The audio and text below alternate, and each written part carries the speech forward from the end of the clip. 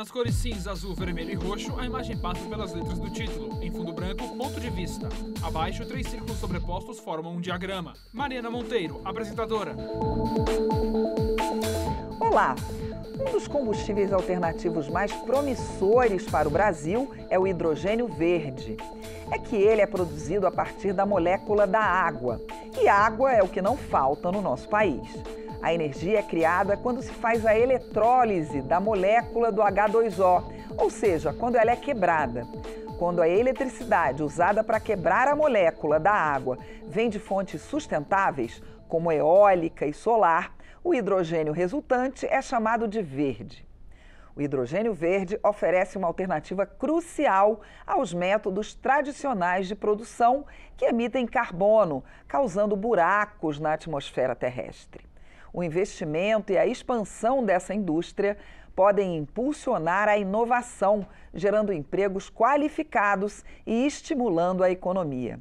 Nesse segundo de uma série de 3 pontos de vista sobre os chamados combustíveis verdes, eu recebo João Paulo Rodrigues, diretor de Relações Institucionais e Governamentais da Neoenergia.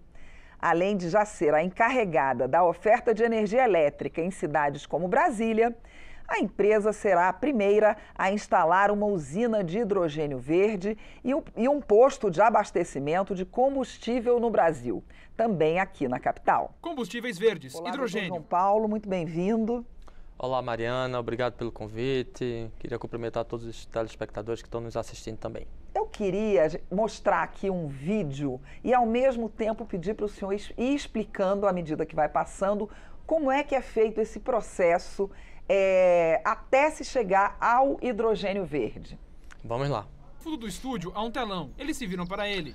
Nós estamos assistindo aí a uma importante fonte de energia renovável, que é a solar, bastante abundante no nosso país. Temos outras, como eólica, mas aqui focando na solar. Como a gente pode ver, há um convívio harmônico entre natureza e a produção dessa energia. Nós vemos aí animais circulando entre as placas. Não tem nenhum problema para eles, né? Nenhum, absolutamente, tudo seguro. Esse é um dos impactos positivos, que a gente pode ver a partir dessa fonte, além da sua natureza limpa e renovável, esse perfeito convívio que esse vídeo traz. Aqui a gente começa a ver a planta de produção do hidrogênio verde. É aí que acontece a eletrólise? Essa é a conhecida eletrólise, onde se separa o hidrogênio do oxigênio através de uma corrente elétrica na água, e esse hidrogênio ele é considerado verde, recebe essa expressão justamente porque ele é produzido a partir de uma fonte como a que nós acabamos de ver, renovável, 100% renovável, e esse hidrogênio pode ser usado de diversas formas em indústrias, para substituir. Ele fica armazenado. Ele fica armazenado justamente para ser usado na indústria, que pode ser usado de uma forma original, como o próprio hidrogênio, ou pode também derivar em produtos como amônia, para indústria química, por exemplo, fertilizantes, é bastante usado amônia, e a amônia é uma derivação do hidrogênio verde, ou do hidrogênio. Certo. Isso aí Esse vídeo é da Iberdrola, que fica onde? Essa é uma planta da Iberdrola em Porto Olhano. Essa planta fica dentro de um complexo de fertilizantes, e produz justamente essa matéria-prima, amônia, para essa indústria de fertilizante que nós temos, que tem lá, e nós temos essa planta de hidrogênio verde. Qual é o país? Espanha. Ah, na Espanha. Certo. E essa parte aí? Essa parte são os operários operando aí a abertura das máquinas, para eventualmente aí, fornecer o hidrogênio, ou são as manobras necessárias dentro de uma operação cuidadosa como essa que nós precisamos ter com hidrogênio. Certo. E eu acho que a gente vai chegar ainda... Não, é isso, né? O principal é isso, né, doutor João Paulo? Nós basicamente vimos de onde vem a energia, por que esse hidrogênio é considerado verde, que é aquela matriz, usina solar, e aqui a produção do próprio hidrogênio para alimentar ou contribuir com a redução de emissão de gases de uma indústria. No caso, essa planta em Porto Olhano é uma indústria de fertilizantes. Tá ótimo. Eu queria saber do senhor qual é o potencial que o Brasil tem em relação ao hidrogênio verde. São necessários muitos investimentos ainda? Ariana, nós estamos falando de um novo segmento. É preciso observar o prazo de maturidade, a curva de aprendizado desse segmento, com redução de custos. João Paulo Rodrigues. Entre outros amadurecimentos que todo segmento naturalmente... Diretor de Relações Institucionais, Neoenergia. Mas o hidrogênio verde ele é mais um vetor energético, né, que contribui justamente com a redução da utilização de combustíveis fósseis. E o Brasil tem um potencial enorme nesse sentido, porque o hidrogênio ele é verde, como nós acabamos de ver no vídeo, quando ele é produzido a partir de fontes verdes, né, como hidrelétrica, solar, eólica, e o Brasil é abundante nisso. O Brasil andou muito bem nos últimos anos. O Brasil hoje pode comemorar uma matriz elétrica na ordem de 90% renovável. Então nós temos tudo que precisa, né, para produzir e para sermos vanguardistas nesse novo segmento, que, como eu disse, assim, é um vetor importante para contribuir, principalmente naqueles segmentos onde a eletrificação é muito difícil, como a siderúrgica. A siderúrgica hoje é responsável por 8% da emissão de gases de efeito estufa no mundo. Então o hidrogênio verde surge justamente como essa possibilidade de substituição e de redução dos gases de efeito estufa. Combustíveis verdes, hidrogênio. No caso da Neoenergia, ela está investindo cerca de 30 milhões de reais do Programa de Pesquisa e Desenvolvimento da Agência Nacional de Energia Elétrica, a ANEEL, na instalação pioneira dessa usina que também vai ter o posto de abastecimento, é isso?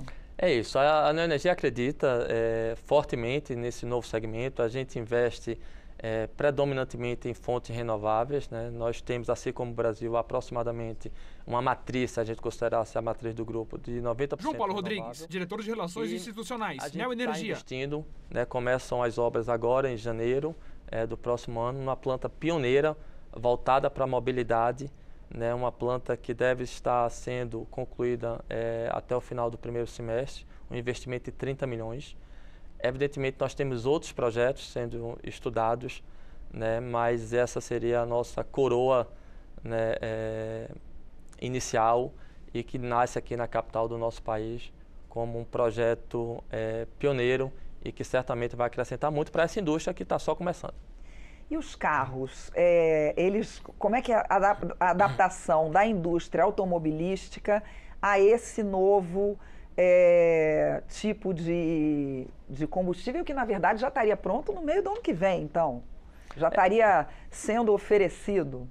É um projeto pioneiro, é um projeto de pesquisa e desenvolvimento, então a escala dele é uma escala para teste, né? A gente deve receber veículos leves, um ônibus e uma empilhadeira, então veículos pesados, veículos leves e veículos de trabalho, justamente para a gente testar o melhor uso, a melhor equação para esses veículos. E em breve a gente deve ter aí pelo menos alguns desses veículos circulando na nossa capital, com ônibus, né, representando essa inovação, esse primeiro passo.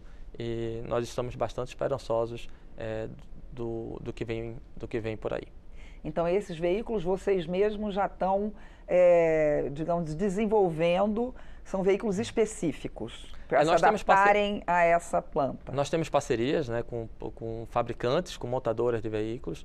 É importante ressaltar também uma parceria que nós firmamos com o governo do Distrito Federal, no sentido justamente, olha, para onde a gente vai destinar esses veículos? Qual é a melhor forma disso ser um ganho para toda João Paulo Rodrigues, toda a capital? Diretor de Relações Institucionais. Essa planta, ela vai ser instalada dentro de uma unidade de operação que a gente tem em Taguatinga e vai ser alimentada, como nós vimos até no vídeo, a partir de uma usina fotovoltaica, né, solar, de 150 kW pico. Então ela é 100% renovável e vamos testar, vamos completar esse projeto e iniciar esses testes e ver qual é as melhores equações, as soluções que podem agregar mais valor. Eu vou pedir para a nossa diretora colocar aqui a maquete dessa planta que vai ser desenvolvida a partir do começo do ano. Já temos aí a maquete. essa parte é a parte em que o hidrogênio já está pronto? A gente vê um pouco mais em cima ali o hidrogênio já no seu processo de produção, né, com a eletrólise da água, separação do hidrogênio do oxigênio, ali alguns tanques de armazenamento, e aqui mais embaixo, onde a gente vê o veículo, os pontos de carga e de abastecimento desses veículos. Então quer dizer, é uma coisa menor do que aquela que a gente viu da Espanha. Sem dúvida, é um projeto piloto, né, da ordem de 30 milhões de reais, então realmente a gente tem que olhar para esse projeto em perspectiva. Tá, e como é que vai ser dali para frente? Vocês pensam em quanto tempo ter uma planta dessas que realmente possa, em que eu possa comprar um carro e eu possa ir lá abastecer? Olha, é importante a gente pensar em hidrogênio de uma forma... Combustíveis verdes, hidrogênio. ampla, né? Iniciando pela substituição do hidrogênio que usa combustíveis fósseis, né? E aí há uma grande oportunidade, como a indústria química, João Paulo Rodrigues, como a siderúrgica. Diretor de Relações Institucionais. São os hidrogênios de outras cores. Neoenergia. Fala-se em hidrogênio cinza, né? Hidrogênio azul. Esse agora, né, a partir de fonte 100% renovável, é o hidrogênio verde, que não emite nenhum gás na sua produção e na sua utilização. A mobilidade é mais um passo nesse sentido, né? O Brasil ele pode comemorar, já ter uma matriz elétrica, a gente vem assistindo cada vez mais carros elétricos, né, substituindo a antiga frota, então esse é mais um passo. Essa planta a gente precisa olhar ela em perspectiva, mas a Neoenergia tem outros projetos, a Neoenergia tem acordos firmados com o governo do Rio Grande do Sul, Pernambuco, Bahia, justamente no sentido de estudar as diversas possibilidades que existem, e a gente espera investir nos próximos anos bastante nesse segmento que está só começando. Até porque o hidrogênio verde tem várias aplicações, né, doutor João Paulo? Em indústria, em outras coisas que não são apenas a mobilidade. Sem dúvida. A primeira aplicação que nós vislumbramos para o hidrogênio verde é a substituição daquele hidrogênio que não é verde, que chama-se azul e cinza, né? Então, naquela indústria química, siderúrgica, onde já se usa hidrogênio, nós podemos fazer essa substituição. Um outro exemplo que nós temos é a indústria de fertilizantes, que usa uma derivação do hidrogênio, né, que é a amônia. Então, o hidrogênio também serve para produzir amônia. E uma terceira vertente é justamente essa de produzir eletricidade, produzir mobilidade, viabilizar a mobilidade. Então, são diversas as vertentes. Fala-se muito também em exportação do hidrogênio verde, mas nós temos ainda uma grande oportunidade aqui no Brasil de tornar os nossos produtos cada vez mais sustentáveis, agregar valor a esses produtos. Imagine só um aço verde, né, um fertilizante verde. Então, isso é, antes de mais nada, uma oportunidade para o próprio país, que sai na frente, porque tem uma matriz elétrica predominantemente renovável que viabiliza a produção desse hidrogênio verde. Ou melhor, vale mais a pena esperar para agregar valor e exportar o produto mais industrializado do que exportar apenas o combustível. É isso que o senhor está dizendo? São possibilidades. A gente entende que essa é a primeira possibilidade, que está mais viva, mais presente, porque essas indústrias já estão formadas, né? Elas já demandam essa oportunidade, essa necessidade. E acho que esse é o primeiro momento do hidrogênio verde, né? Sem prejuízo, evidentemente, do mercado estrangeiro apresentar a necessidade e o Brasil também João Paulo Rodrigues, atender. Mas são passos. Diretor de Relações Institucionais. Teve um importante avanço agora no Congresso, com 3 leis aprovadas. Neoenergia. Então, 3 leis que incentivam essa tecnologia, que trazem um incentivo fiscal devidamente planejado, com prazo certo.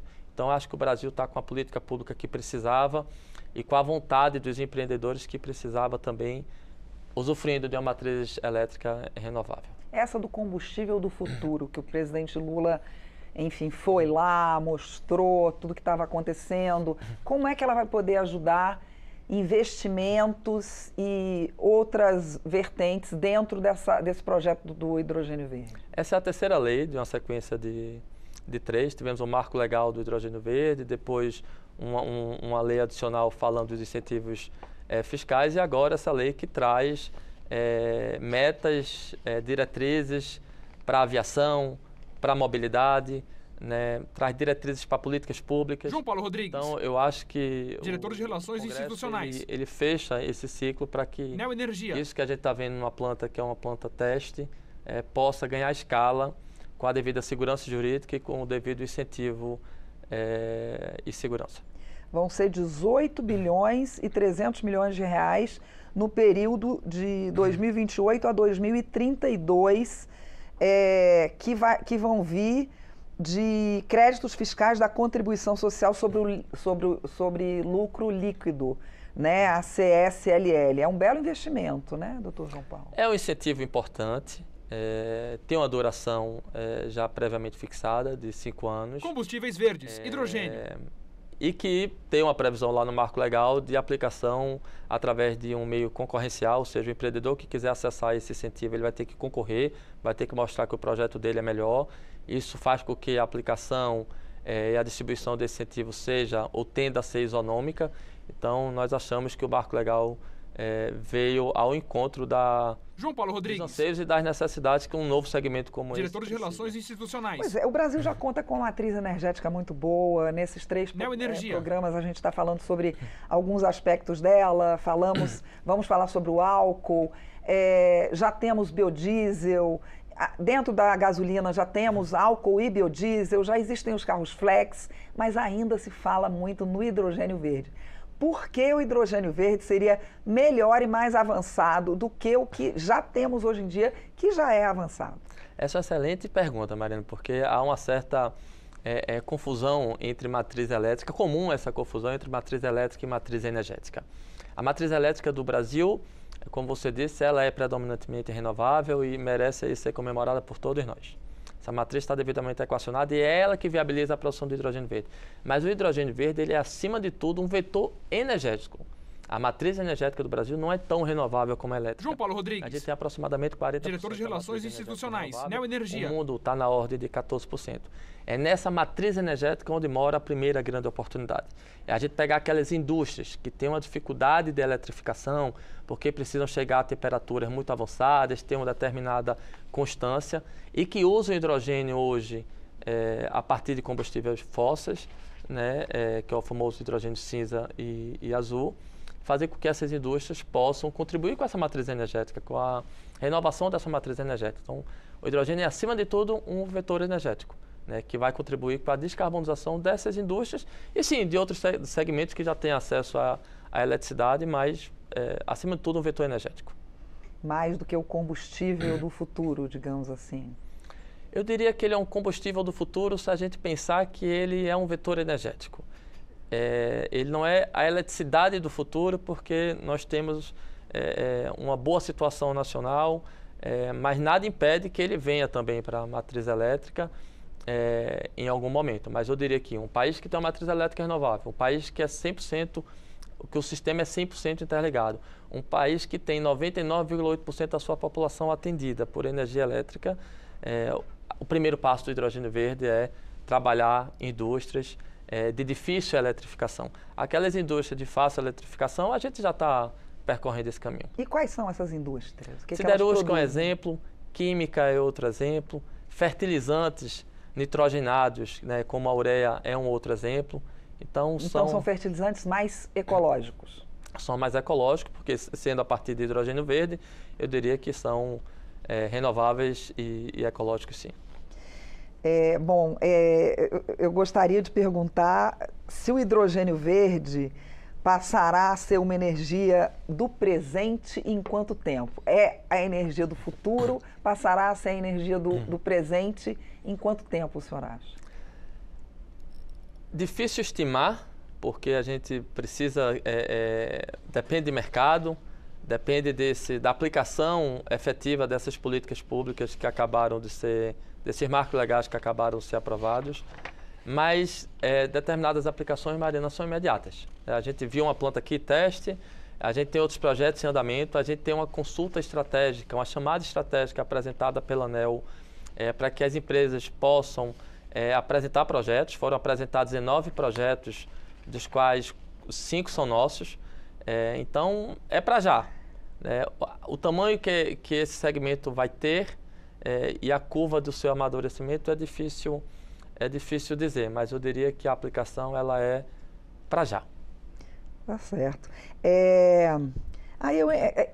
Aonde entraria a chamada ESG, que a sigla em inglês é Environmental, Social and Governance, governança social e ambiental?